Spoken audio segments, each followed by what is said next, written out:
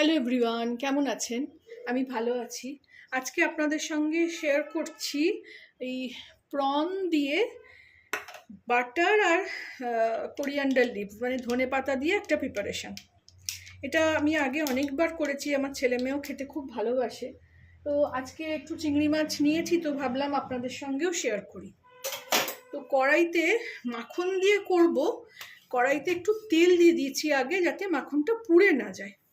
এই সর্ষের তেলই দিয়েছি, সাদা তেল দিলেই ভালো হতো, কিন্তু আমি সাদা তেল নেই আমার কাছে, আমি তো বেশি ইউজ করি না, আবার একটা কিনে রাখবো।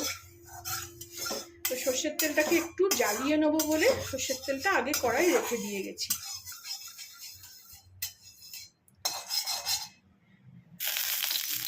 এই যে এর মধ্যে এবারে আমি এই মাখন একটা 5 টাকার, 5 টাকা না 7 টাকা এখন নেয়, দিয়ে দেবো। এখানে পাশে রাখবো, এটা গলে গেলে আবার নিয়ে নেবো। মাখন দিয়ে যে কোনো প্রিপারেশনই খুব ভালো লাগে।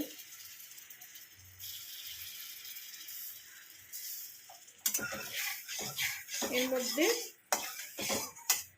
খুব শর্টাং একটা প্রিপারেশন জোগাড় করেই রেখেছি। একটু রসুন দিয়ে দেবো, খুব ভালো যায় মাখনের সঙ্গে রসুনটা, খুব সুন্দর গন্ধ ছাড়ছে। আর একটু কাঁচা লঙ্কা দিয়ে দেবো।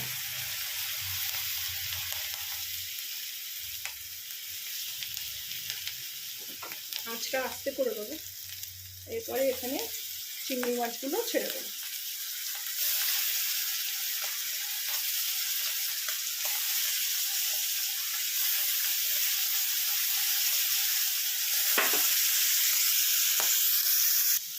দেখুন, সব চিংড়ি মাছগুলো ছেড়ে দিয়েছি।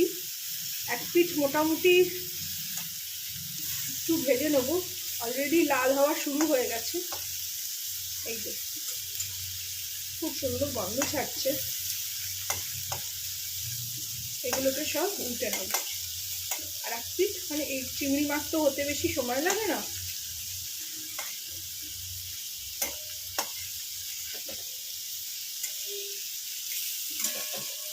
আমি কিছুদিন আগে একটা ভিডিও দেখলাম চিংড়ি মাছের মাথা দিয়ে পোলাও, ওটাও করবো, কিন্তু চিংড়ি মাছের মাথা না খোলা শুদ্ধ একটু ভয়ে পাই খেতে, যদি পেটের যন্ত্রণা করে তখন আবার ঝামেলা।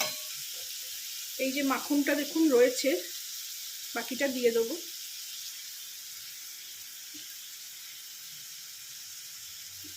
এটা ইন্ডিয়ান রান্না নয়, এটা বাইরেকারই রান্না, কিন্তু দেখে ভালো লেগেছিল, করে খেয়েছিলাম। খুব টেস্টি, মাখনের টেস্টটা এত ভালো লাগে। এবার এখানে মাছটা একটু নুন মাখিয়ে রেখেছিলাম, আর মাখনটাতেও অলরেডি নুন আছে, তো অল্প নুন দেবো।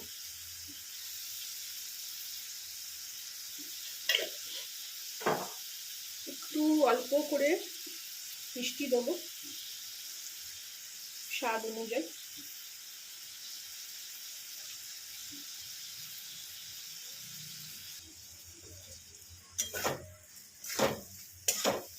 নুন মিষ্টি দিয়ে এটা ভালো করে নাড়িয়ে নেবো। এতে বেশি জল পড়বে না, এই 1 আঁচলা মতন জল দেবো, 1-2 আঁচলা মতন।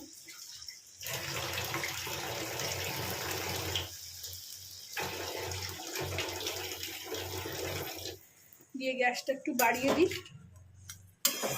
খুব ইজি রান্না, খুবই টেস্টি, অবশ্যই একবার করে দেখবেন আপনারা।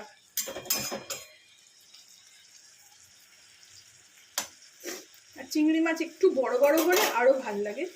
তো এটাকে এখানে আমি এরকমই পেয়েছি, ফুটে উঠছে। এখানে বেশি চিংড়ি মাছ সেদ্ধ করার দরকার নেই, অলরেডি সেদ্ধ হয়ে গেছে। চিংড়ি মাছ বেশি সেদ্ধ করলে চুইং হয়, খুব সুন্দর গন্ধ ছাড়ছে। এটা অনেক দিন আগে আমি ফেসবুকে দেখেছিলাম। এবার ওপর দিয়ে একটু ধনেপাতা ছড়িয়ে দিলাম। ধনেপাতাটাও একটুখানি বেশি হলে ভালো হতো। দিয়ে আঁচটা কমিয়ে দেবো, দিয়ে একটুখানি গোলমরিচ, কালারটা কত ভালো হয়েছে, মানে পড়ে না, হলুদ পড়ে না। অল্প একটু গোলমরিচ।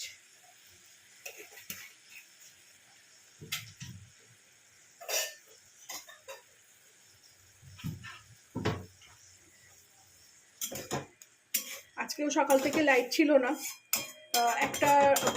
একটা বাজতে 10-এ এসছে আর 9:15 চলে গেছিল। তো আজকে আমি ভাত আর লাউ পোস্ত করেছি, তার সঙ্গেই চিংড়ি মাছের ঝালটা করলাম, বাটার গার্লিক প্রন। তো আজকের দিনটা হয়ে যাবে। কোনো সময় আপনাদের সঙ্গে লাউ পোস্তটাও শেয়ার করব, ওটা আজকে আর ভিডিও করা হয়নি। খুবই ভালো খেতে হয়। এ দেখুন, এটা অলরেডি ডান। কাইটা এরকমই থাকবে, অল্প অল্প কাই, শুকনো ভাতে, গরম ভাতে খুবই ভালো লাগবে। আপনারাও আমার এই পোর্শনটা, মানে এই ভার্সানটা বানিয়ে খাবেন, দেখবেন কেমন লাগে, বলবেন আমাকে কেমন লাগলো আমার এই ভার্সানটা। ভালো লাগলে আমার চ্যানেলটাকে একটা লাইক, শেয়ার এন্ড সাবস্ক্রাইব করে দেবেন।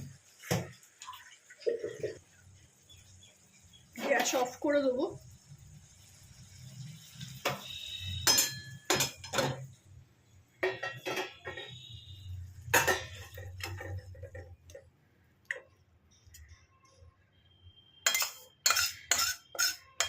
এরকম টুকটাক ছোটোখাটো অনেক রেসিপি আমার কাছে পাবেন, যেটা শর্টে শর্টটাং একদম খুব তাড়াতাড়ি হয়ে যায়।